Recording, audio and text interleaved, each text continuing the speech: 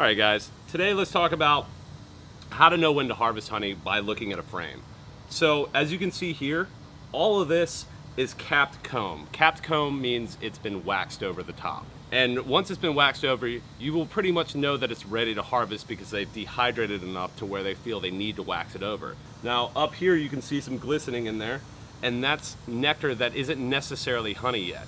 And one of the easiest ways to tell whether or not it has too much moisture or it's just right is to turn it sideways and to give it a little bit of a shake. Now if any nectar comes out, then you can be pretty sure that it's not actually honey yet.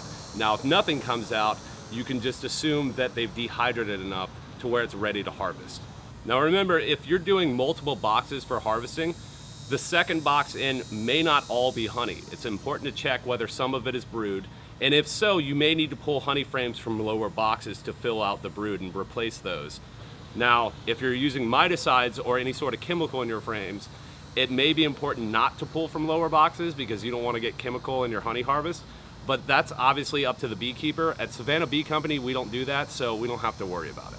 A good rule of thumb is if 75% of the cell is full or 75% of the frame is capped, then the honey is ready to harvest.